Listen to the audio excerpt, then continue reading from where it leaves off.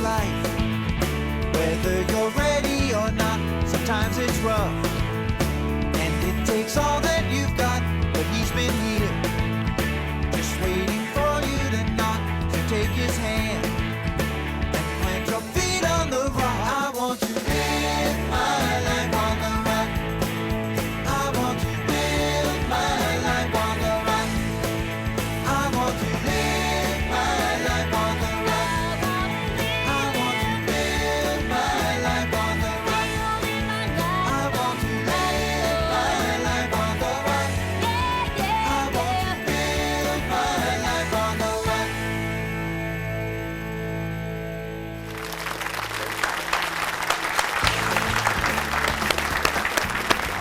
Big crowd. Hi, welcome to Life on the Rock. Tonight our guests are Father Quinn Mann and Peggy Duemling from Catholic Youth Expeditions, way up in Wisconsin. They'll be sharing their very fruitful ministry with young people and going in the great outdoors and leading them in prayer and worship and really a formation in the Christian life. So I'm really excited about tonight's show. It's kind of like a Catholic backwoods militant group. Because they're firearms. I don't think they would describe it that way. No. Oh, okay. All right. I just, I was just They're armed with the cross. That's it. That's it. Well, the St. de Bible. Montfort said, a rosary in one hand and the crux of the cross in the other. Right. Yeah. Now, speaking of devotions and pious practices, we're in the month of the Sacred Heart. Yes, June. June. We just celebrated the Feast of the Sacred Heart. Right. And which is neat that June follows May. that's right. For those out there who weren't aware of that on the calendar, the way it sets up. This is high-powered analysis by Doug here. I am you told me about master of the obvious. But the reason I bring it up special is because May is the month of Mary, right? Oh, right. And Mary always leads us to Jesus. So May leads us to June. That's right. That's good. Okay. But you were telling me about a beautiful portrait of the Sacred Heart. of the Sacred Heart, yeah. Oh yeah, I love. It's that one image. I think a lot of people are probably aware of it. It's the Sacred Heart of Jesus. It's the one where the eyes look like they're following you around the room. Do you all know which one I'm talking about? And it looks like he's either smiling or frowning, depending on how you've been behaving. And my mom, when I was a kid growing up, which most of us as kids were growing up, one of those obvious jokes, right? Okay. Right. My mom had one of these pictures of the Sacred Heart of Jesus, this particular one, kind of decoupaged, back when they used to decoupage things, hanging in the kitchen on the wall. So when I'd come home from being out with my friends or hanging out, and you'd open the refrigerator and the light would shine on that face of the Sacred Heart of Jesus, he'd be staring at me. And depending on my behavior, he was either smiling or frowning at me. Right. So, You're thinking, where am I going with this? I will never forget the fact that my mother hung the Sacred Heart of Jesus in the middle of that room, so that every day we all pass by it. And that image of the Sacred Heart of Jesus has been burned into my memory for the rest of my days because of my mother hanging that picture right there. And that is God bless her. She's a beautiful woman, my mother is. Yeah, it's an important practice we do as Catholics to consecrate our homes to the Sacred Heart and to always be reminded of Jesus' presence, with us, especially in the heart of the home. Right. And the Sacred Heart devotion, at the center of it it's an expression of God's very personal love for each one of us, right? And we have those beautiful images of Jesus with his heart exposed. Yeah, and let me just say one thing. That is the heart of our faith, that God is love and that He loves us. That's the absolute heart of everything. And that's what's so beautiful about the Sacred Heart image is regardless of what image you have of the Sacred Heart of Jesus, anybody knows that we want to get to the heart of a relationship, and that when that heart is on fire out of love for someone, it's spellbinding. And that Sacred Heart image now in my home, I have a larger version framed and hangs in the living room. Right.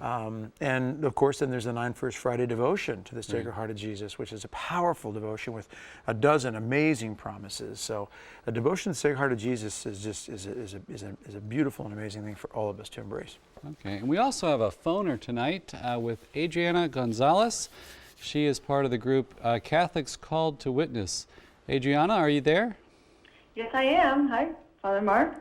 All right, can you tell us about your group, Catholics Called to Witness? Well, our group, Catholics Called to Witness, is a very new group. We just formally incorporated in February of this year. And what we're all about is supporting, upholding this statement that Pope Benedict made about non-negotiables. And those are life and marriage between a man and a woman, and the right of parents to direct the education of their children, and also protecting religious liberty. So these are issues that we recognize that are under fire and kind of in flux in our society and very critical and having a tremendous impact. And so we're all about promoting them and encouraging people to uphold them in the public arena. Now, you produced the Test of Fire. What is that? Well, the Test of Fire is a 3-minute video that early on, when we first formed our organization, somebody said, you should package your message into a 3 or 5 minute little something or other. And so right away we came out with the idea of, well, let's make a video. And so we made this video, we called it the Test of Fire, and it's the message again of many issues are important, and we recognize that, and we certainly do not deny that there's a lot going on that needs our attention and our and dedication.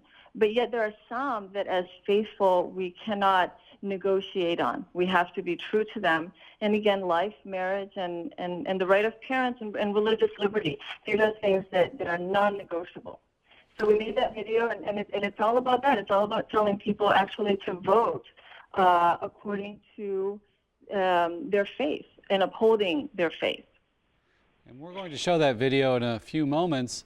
But let's just talk about one of those issues. The marriage issue is talked about a lot. Why is the traditional marriage issue so important today? The marriage issue is so important because, honestly, we're talking about redefining something that is a bedrock to all societies, that is so foundational and that is so constructive to society. It has been proven over and over again that a family with a mom and a dad, and these are the stability of society. They produce also children, which are the future.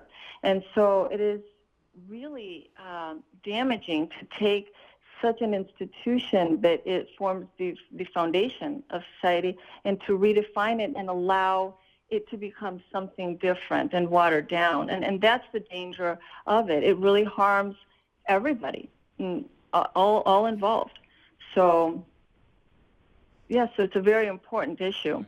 And I think you married couples, families out there, have such an important role in witnessing to this, obviously by your very lives, but also I think when you all describe it and its import in our culture and our society, there's a special force behind your words. So I'm just thrilled to see these different movements among the laity. So we're Sure. I'm sorry, go ahead.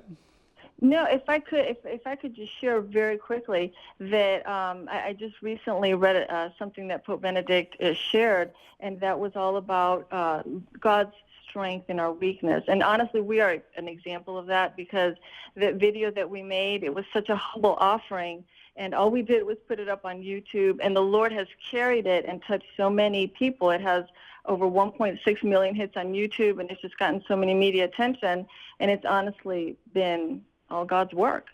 So we're just thrilled at watching that. Okay, so well, thank you for joining us tonight, and we're going to go out with the video Test of Fire by Catholics Called to Mission, or to Witness. Thank you.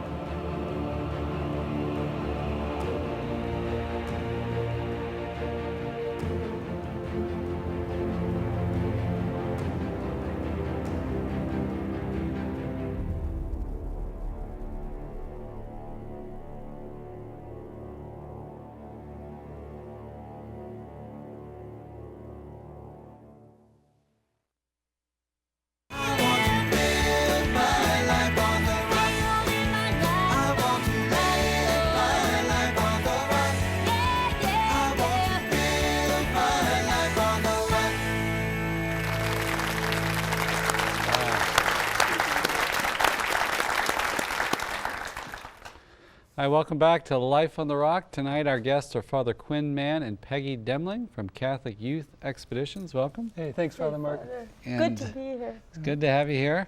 We had we bumped into you was that like 6 months ago or something? You were bringing a group down to the network. You got it. Yeah, we were just about to leave the campus here, and you came up to our Suburban. Right. Yeah, the crazy friar coming up to us. And those were some of your volunteers, or were those youth? Yeah, volunteers, 9-month commitment, missionary internship. Okay. Yeah. Okay. Now you all have so much going on. The more I spoke with you this afternoon, it just got bigger and bigger and bigger. I was amazed. So let's try to tell the people at home what is Catholic Youth Expeditions? Where are you located first? Okay, great state of Wisconsin. Up in, you hear the crowd roar with that? So the Diocese of Green Bay, Bishop Okay. David Ricken. Packers. Yay! Green Bay Packers. So God, family, Green Bay Packers. And our particular, like our main ministry happens in Bailey's Harbor, Wisconsin, which is about an hour north of Green Bay Right. on the Door Peninsula. So we're surrounded by water. And your mailing address is Appleton, right? Sure. So all of our retreats for the youth start in Appleton. Yeah. So we have a coffee house down there that we run. I just have to say that because it just seems like the preeminent Wisconsin name, Appleton. I know our own Father Dominic lived there for a little bit, but it just seems like it just full of Wisconsin there. Yeah, Appletown, you know. So Yeah. from Appleton all the way up to Green Bay, down to Oshkosh, they call it the Fox Valley. Okay. So it's a big metropolitan area. And then once you get up to Door County, it starts to get more rural, small town. And that's where Champion is, where we have the new shrine to Our Lady. Do you take the young people out to that? Yeah, we've been to it before. So we actually passed the shrine on the way to our retreat property. Okay. So sometimes we have the opportunity to be able to head to the shrine. And what is Our Lady's title there? A Lady of Good Help. Yeah. Of Good Help. Lady of Good Help. It's an approved shrine, and she appeared to. Approved apparition shrine. Yeah, from Bishop David Ricken, and yeah, she appeared to Adele Bryce back in the 1800s, and she, Our Lady told Adele Bryce to teach and catechize Right. the youth. Right. Yeah. So maybe there's a special charism to your area. That's right. Teaching the youth. Yeah. And, I you- remember when I was in 5th grade, Sister Helen brought us to the shrine, Hmm. so it had a pretty big impact on me when I was a kid. Well, do you have you consecrated your work to her, or do you say a special novena prayer or something to her? We have a novena prayer to St. Joseph, Okay. so, but we don't Yeah. have a novena prayer Yeah. especially for Our Lady. Yeah. Right. Now, you started Catholic Youth Expeditions as a seminarian, right? Mm-hmm. You were ordained in 06, Right. and tell us a little bit about that founding history. Sure. As you know, seminary is a long process. So I was sort of jumping the gun. I was pretty fired up coming off of a conversion, and read about John Paul II, and that he had taken youth and young adult out camping, and that was an inspiration. And I began to think about where I grew up in Door County, Wisconsin, as a beautiful venue. Take young people and say we're not doing anything for them. A year after, or the summer after I graduated from college, I did a Protestant youth apostolate called Young Life. And it was the only real camp I had been at that time. And I remember the Eric Schofield, who was our small group leader. I was the only Catholic there, and at that time pretty nominal.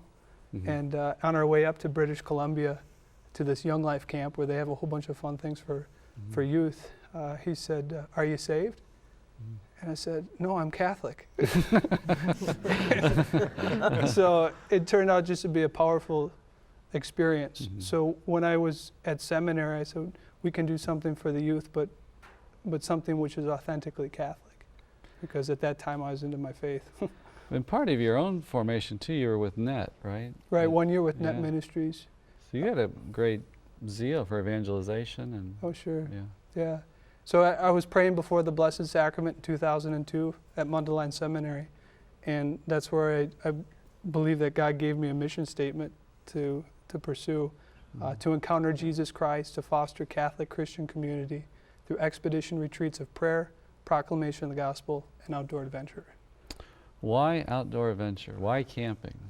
Yeah, so for me, it was just a logical thing to do. I mean, the young people got a lot of energy. I had a lot more energy then because I was 24.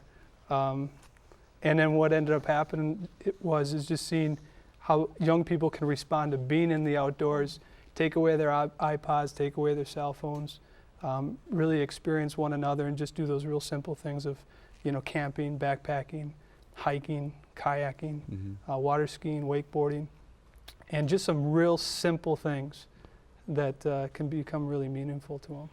Right, and you have a quote on your website from Pope Benedict about how how God reveals himself in a powerful way, more so in nature than in the man's city, so to speak. And I thought that was so true. It's God's artistry, and he speaks to us in a powerful way through the natural.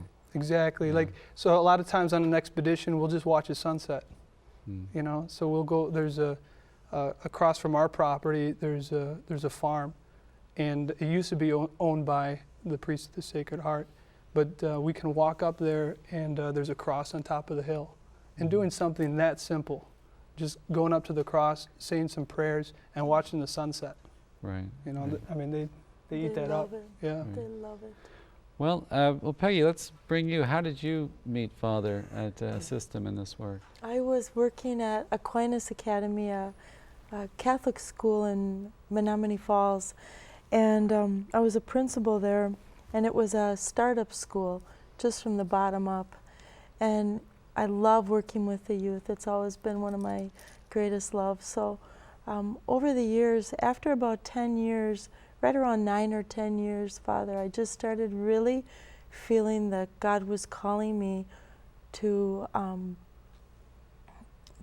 go forward and to really, there was something more. And I didn't know really at that time what that something more was. So I had a beautiful spiritual director down at the seminary who was very close to Archbishop Dolan at the time, now Cardinal Dolan. And Cardinal Dolan would come to our school to offer Mass on occasions. And I had emailed him, I wrote him often just to share with him how the school was going. But on this occasion, I emailed him and was telling him, I really feel I'm supposed to leave and really branch and work with the youth. And at that time, I met Father Quinn up in Appleton, and he shared with me about the ministry, which I love the outdoors, and I love the youth. I have a passion for it. And I took it to prayer, and when I left, I was so certain this was the way. And Archbishop Dolan said, do it, Peg, do it, do it. He said, that's it. That's it. He said, that's where it's happening. And I know you have a great love for community life, and that's something you want deeply in your own life. And that's what kind of, today in speaking with you, struck me about one of the, I think the special, almost unique features, I don't know if we can say unique, but certainly special features of your work is that you have a community life with your volunteers, and that you invite these young people to come 3 or 4 days and to plug in to your community life. Can you describe that structure? Sure. Yeah, Father Mark, and for you living in community, you can understand and appreciate just how important that is. Right. Not only for those who are coming in, but for yourself. Right. Because there's such strength in numbers, being able to pray together every day. So we have just a general prayer schedule. We have. And we should say that you're on Kangaroo Lake, and you have a beautiful retreat center and things. Yeah, it was given to us basically $1 a year for 5 years. So we were on an island before that, camping on the north side of a diocesan retreat house. Right. And we got voted off. You got voted sort of like a reality TV. You got it. The neighbors didn't want you there, right? And yeah, we're bringing too many young people up, so got a little rowdy. Right. So you have a group of volunteers with you. How many volunteers roughly? Yeah. For the summer, we have 27 college students. Wow. Who serve for 3 months, giving themselves completely to Christ and the church. Right. So they do it without pay. They give up their summer work and pay to be able to live in Catholic Christian community. And you have a schedule of prayer. You have a chapel on the... You got it. Yeah, the chapel is one of the newest parts of the building. It used to be the old novitiate for the priests of the Sacred Heart, which we're so grateful for them giving us this opportunity. So we'll have prayer in the morning, we call it a holy half hour.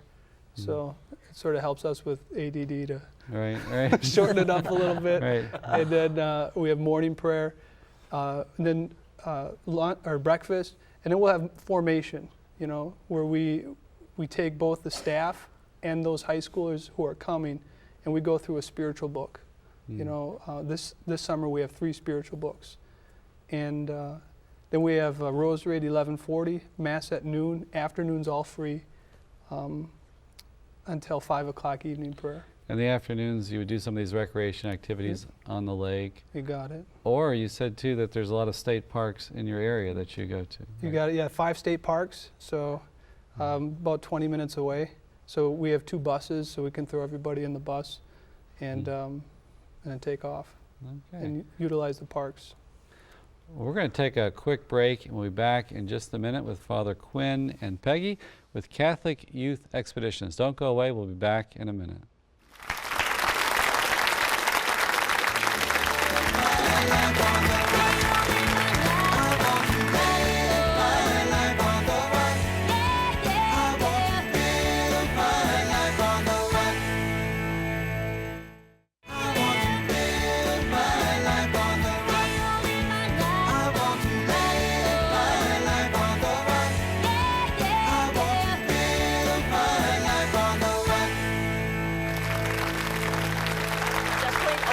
Stop having a good time, yeah. I want to return to this point about the volunteers. Now, you have like young people maybe out of college or in college, and they come to your camp. They pass through all the screening tests that a diocesan organization has, because you have full approval with the bishop. You know, he's allowed you to do this full-time ministry. And so I just love that idea that they're coming because they're on fire. So you don't have like camp counselors who are just there for minimum wage and fooling around all the time and all that kind of stuff. You have committed Christians, Catholics there. Right. And I worked at a camp right before I went to seminary in the Madison Diocese. And I remember the director at the camp, Phil DeLong, great guy. He said, your camp is going to be as good as your staff. Right. And those are very wise words from Phil. Right. And the staff people that we have are just second to none. You guys are great. Way to go. So the 27 that are on this year's staff, we've had staff from 2007 till this summer, and they're really committed in their faith, committed to prayer. They want to grow in holiness. They're seeking spiritual direction. They're really thirsty for formation. Right. And so they're just fantastic. Make a and big usually difference. they would, like a staff person would stay 3 months, or you have a 9-month commitment? Sure.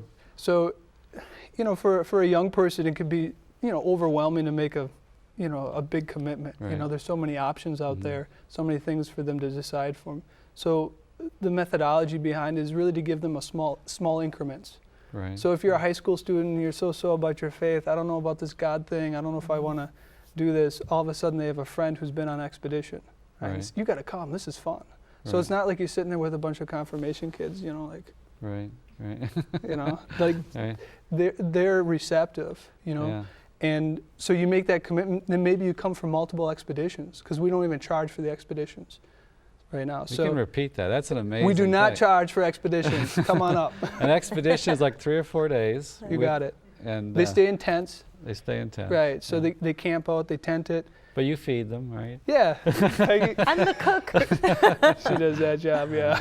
That's a lot of work. That's a lot lot of people. And the kids have to hunt for their own food, That's right. That's right. So there's fish. there's foraging in the forest, there's spearfishing, and the convenience store in the corner. Well, I was just telling Father Mark that I went in our expedition prep room and I found a machete. I'm like, uh-oh. So if they have to hunt, there you go. So like after making an expedition, let's say as a high school student, you go like, we've had some go like 10, 12 times. They just keep coming back. And and then they're like, hey, I could see myself as staff. So they make a 3-month commitment. They're on staff from May 26th to August 15th. And then let's say they do that for a few years to graduate from college, and then we have the 9-month missionary internship, which is just a little deeper, you know, for a 2-semester, 9-month commitment.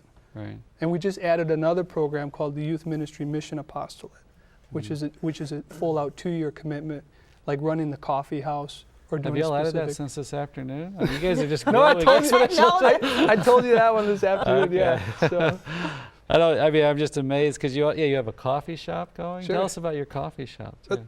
well, one of the things that happens is that we started getting some of the young people come on expeditions. They needed support when they're not on expedition. You know, because we do liturgy of the hours, so they can pray that. We say everything that we do on expedition, you can do back home. You know, you can go to confession at your home parish. You can go to, you know, mass as much as you can, you know, liturgy of the hours. But really to sustain that community, I figured, well, Appleton's an hour and a half south. That's where I was doing some parish work. And I didn't ask the pastor for permission, but I did go and rent a commercial space.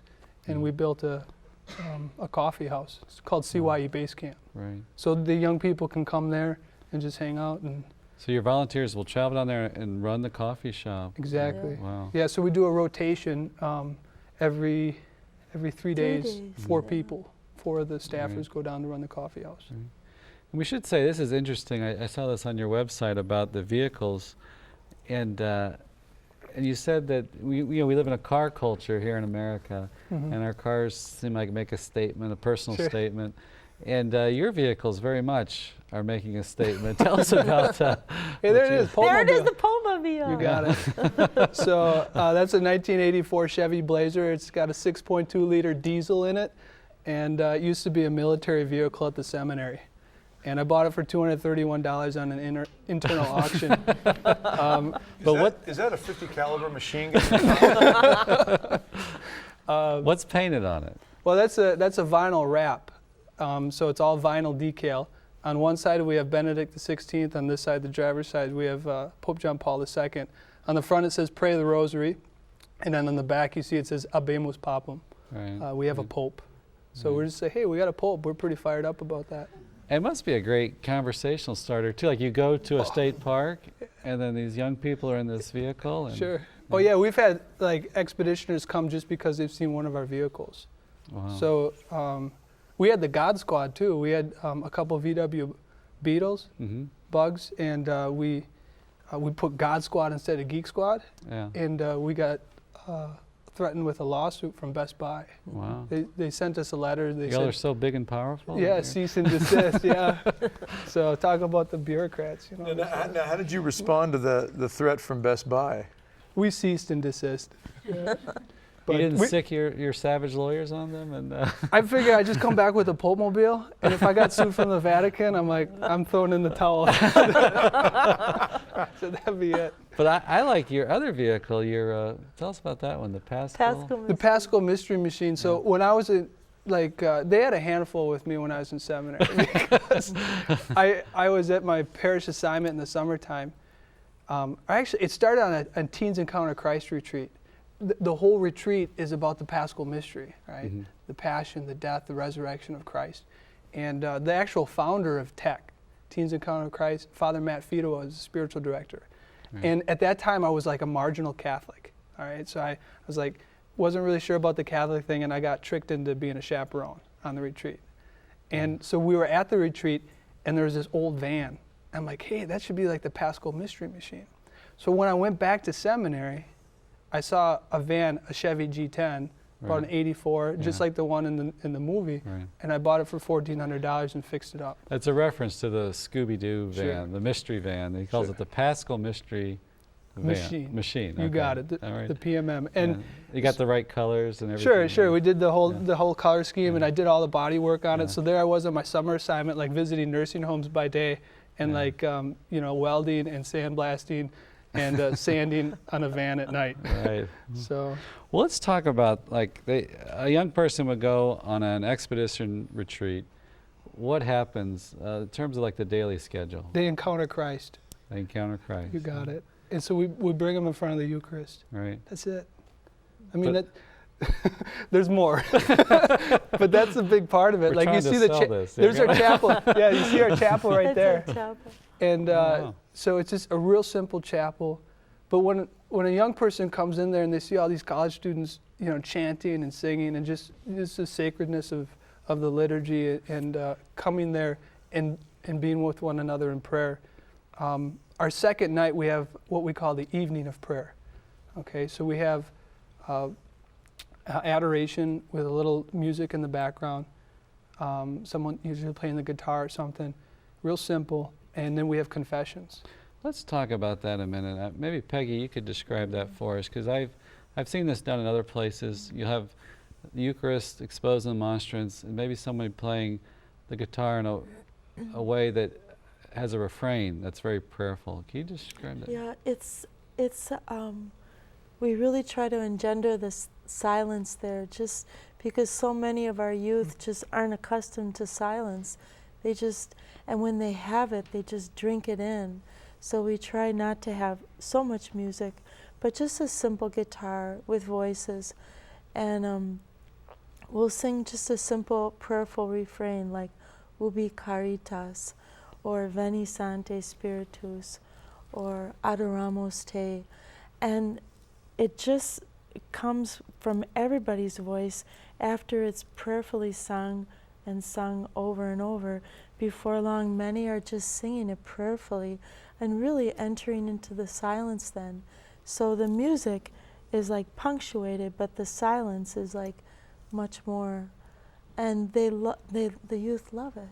They love it. You've just taken away their iPods, their iPhones. They don't, and initially there's some resistance, but after a while there's no TV up there, no internet, no iPods, no cell phone, and really what happens is A lot of withdrawal symptoms? a lot of it. We had someone, they found an outlet outside. Yeah, they did in our dressing room to go swimming. They found it. They found an outlet so they could charge up their cell phone. But, So like the best thing that happens is you really start just sitting down in the grass by the water and talking, and they're just starving for that. They're just starving for Like talking amongst themselves, talking to counselors. just talking to you, just the staff. All of us staff, are yeah. there, and they just to be able. Many of them, they don't have parents home when they get home. They're working, and they're so used to just a working family that it's such a joy for them just to have your attention, that presence. That's an aspect of the ministry that's so beautiful. Just the ministry of being present, being with somebody, just totally there, just loving them. And that's just what they love. And we've, as mentioned earlier, we hear this theme a lot, more and more, about building authentic communities to foster, to nurture the faith in one another. And it sounds like that's really what you all have tapped into here. Yeah, there was a quotation from I Will Give You Shepherds from John Paul II, and he said, youth movements and associations are not antithetical to the institutional church, but they renew the existential nature of the institution. And I remember reading that in seminary, and I'm like, gosh, that's right on. Like John Paul II was right on, is that we need apostolates specifically to offer something so very simple, the love and the presence of Jesus. Having that conversation with someone, and being attuned to where they are, not overlooking their issues, but being right there with them as they're going through it. And Have y'all seen that where your group has ministered to the rest of the diocese in some way? Yeah, I think it has an impact on not only the Diocese of Green Bay, I'd say Archdiocese of Milwaukee, down into Chicago, over to Minnesota. It's like leaven, Right. because they're coming away really fired up. because our staff are from all over. So the more they live in community and really enter into just the simplicity of community life, of accepting each other as is, and eating together, praying together, just being together. And so many times, Father, when I'm in the kitchen, they'll just all hang around and come by and talk, and there's so many things that come out when you're just cutting vegetables. Just all those fears. Could that have anything to do with the fact that you're in a kitchen and they're kids and They're swiping cookies. But that's Doug? it. They're looking for food. Yeah. It all happens around the table. They're being nourished, but physically and spiritually. Yeah. What do you see in the young people today that you've noticed that? Is there a common thing they're struggling with? or- Fear. They're just so They're so fearful of trying to discern a vocation, fearful of being accepted, being loved, fearful of being, will they be loved? You know, will they be rejected?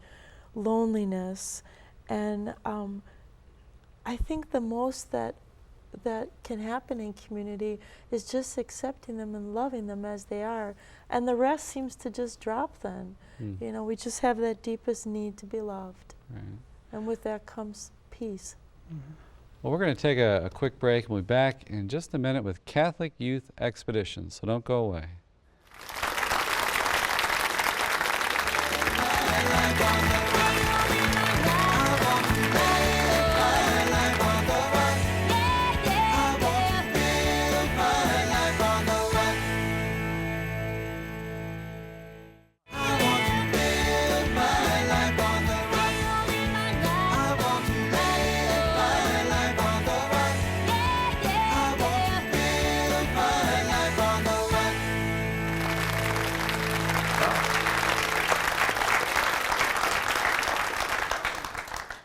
Hi, welcome back. We're with Catholic Youth Expeditions. Now we know Wisconsin's beautiful in the summer with the apples on the tree and everything. What about the winter? It's Does beautiful. that lake freeze over and everything? It does, and you can ski on it. And you do, right? You take ski expeditions and Yeah, so like wintertime we'll do cross-country skiing, snowshoeing, broomball, ice hockey. We have like this big indoor fireplace, so got some hot cocoa in there and everybody can come and warm up because it does get pretty cold. Yeah. so you're running expeditions all year round. You got it. Fall and winter. And so the like high school or college students could come on the weekends Mhm. throughout the year. Right. Are they still in tents in that? No. They can if they want. One person built a Quincy. A Quincy is like an igloo, but you basically pile did snow it. up and then you dig out the inside. How deep is the snow here in Wisconsin? Depends. It can be a couple feet in the wintertime. Oh my goodness. Yeah. Oh. This About this 6 inches in the summer, I hear. yeah, the thing about the summertime in Wisconsin is you're so excited that it's warm. You'll spend all your time outdoors. Right. So And you have to wear the obligatory cheese head, right, when you're up there? Or? yeah, either that or a bike helmet or something. If you're mountain biking. Either or. Now you do also extreme expeditions. Can you tell us about that? Sure, that's where we almost die and Father's exhausted. We'll take like a 7-day hike with our staff. So it's not open to the high school. Right, not open to the high schoolers or other young adults. So like one year we went to the Wind River Range out in Wyoming, and we've been to on the northern shore of Lake Superior. There's some really beautiful spots, so we've been up there a couple times. The Grand Canyon and Grand Canyon, we went with the missionary interns. Mhm. Came down here to Alabama. Okay. And you have a Catholic Fest coming up. Tell us Thank about you. that. Yeah, so we're celebrating 10 years for Catholic Youth Expeditions. So celebrating the good, the true, and the beautiful through film, music, art, and literature. So what we really want to do is to have it as a family-friendly event with a venue for different artists to come up and to share their work. So we have a fellow, Stephen Faulkner, for instance. He traveled, he did the canoe route of Pierre Marquette, Father Marquette, with his son. So he has a book called Water Walker. So he's going to come and talk about his book, sign the books. And then different musical guests are going to be there, so it's going to be a big event.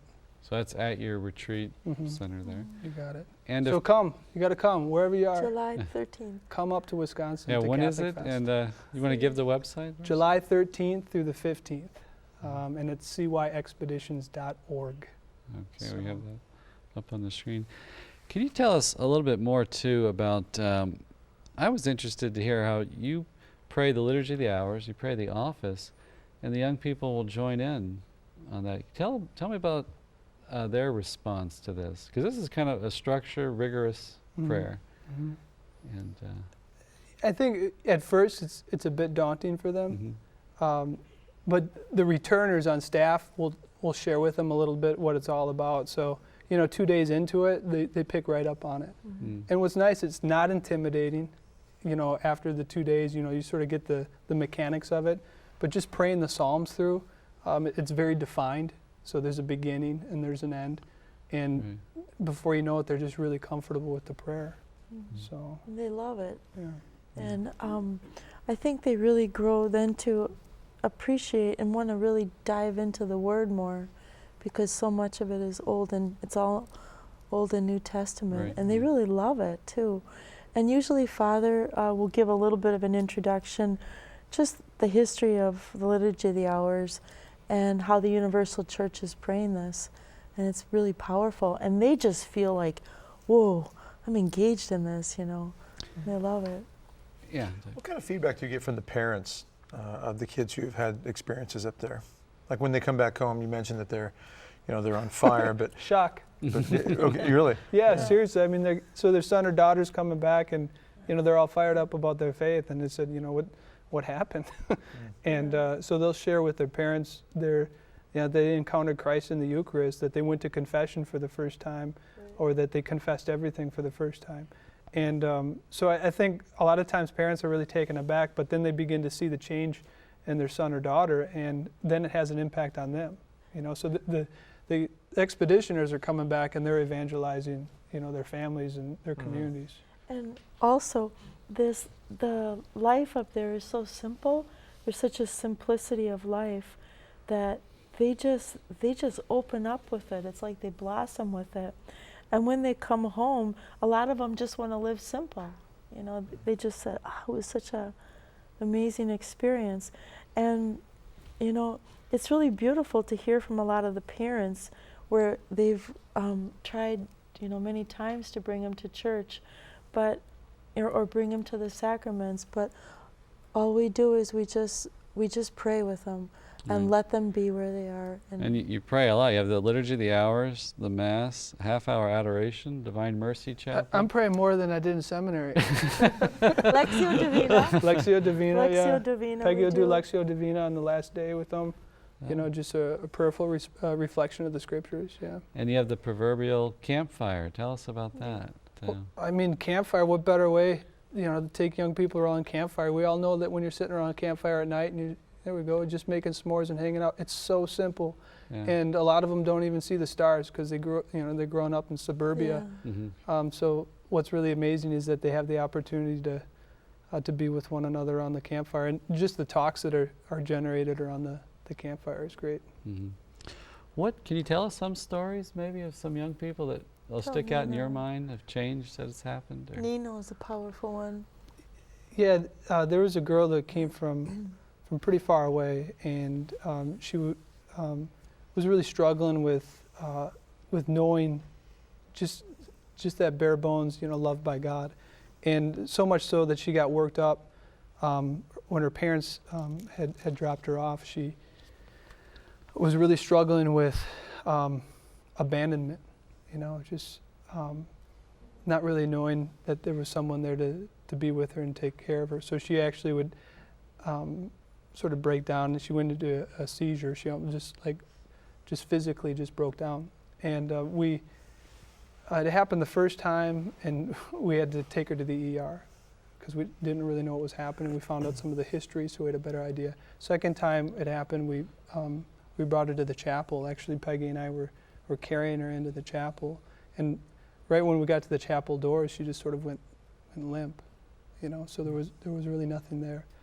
And we got her to sit, between us, and we began praying the Psalms. And all the Psalms were about, being an adopted son or daughter of God. That no matter what, He won't abandon you, that He loves you, that He'll always be with you, that things always get better. And just slowly, as the whole community was praying, she was sort of animated back to life. And by the time we were done, she was smiling. Yeah. She walked up to our huge crucifix in the chapel, and kissed his feet. Mhm. And she walked out by herself. Right. No help. Right. How has it changed you? I mean, did you think you'd be doing this kind of thing in your priesthood? And I mean, I know you started in seminary, but certainly this must have been full of surprises, this walk that you've been on. Yeah, I've sort of known that, like I was going to be doing it. It just took a while for the bishops to start figuring it out. Mother Angelica can relate to that. Right? But, So, but we were really excited with Bishop Ricken because He's wonderful. he's been a fantastic support. He was one of 12 bishops ordained by John Paul II for the new evangelization. So when he heard about what we were doing, he was completely on board, really supporting it. And I never thought that he would really give me the opportunity to place myself more fully into the apostolate Right. as compared to parish Right. life. And what it's has bearing the fruit. work taught you in working with young people? What have they given you? Well, I'm just thinking, like, when we pray our rosary, for instance, they're all kneeling, and I was sitting. Like, this is too comfortable, you know? But I see these young people just kneeling, praying the rosary, and that fervor that they have, just that intensity that you have as a young person to want, just thirsty for, Right. you know, for the love of God. And it keeps you young, you know? Right. It inspires you to see their faith. Right. Mm-hmm. And Peggy, for you, is it? I think, Father, they just bring so much love. Mm-hmm. And they give me the opportunity to love. Just Mm. they're so open, and they're just so ready to just like tell me something. They'll come in the kitchen when I'm Mhm. cutting, tell me something. Receptive, right? And I'll say, what do you want to hear? Well, just tell me something. All right. And it's just so beautiful to see that kind of disposition of, you know, I'm hungry. It's so clear they're hungry. Right. You guys are hungry. And when you send them back home, what do you tell them, or how are they formed in evangelization themselves to give what they've experienced? Live what you've received. Give Mhm. what you've received.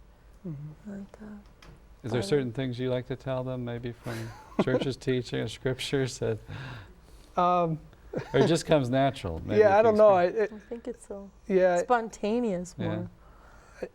I think probably the big thing for them, you know, is staying in touch with one another and having that community, even when they get home, Right. because that's going to be really important for them to be able to keep that fire burning in themselves. Mhm. So, And let God lead them. I think we're always telling them that. It's not so much you have to figure out your vocation as you do receive it, and just be receptive and let God lead. In Right. this culture where you want to grab the reins always, just let Him do it. Yeah. Just be open. All right. Well, It's- thank you so much. yeah, thanks, Father joining us Mark. this evening. Appreciate it very much. And we look forward to hearing from you, what future works you all have, and hopefully have you on again someday. Thank you. Well, the Lord be with you. And with And your with your spirit. May our Heavenly Father shine His face upon you and give you His peace. And may Almighty God bless you, the Father, and the Son, and the Holy Spirit. We'll see you next week.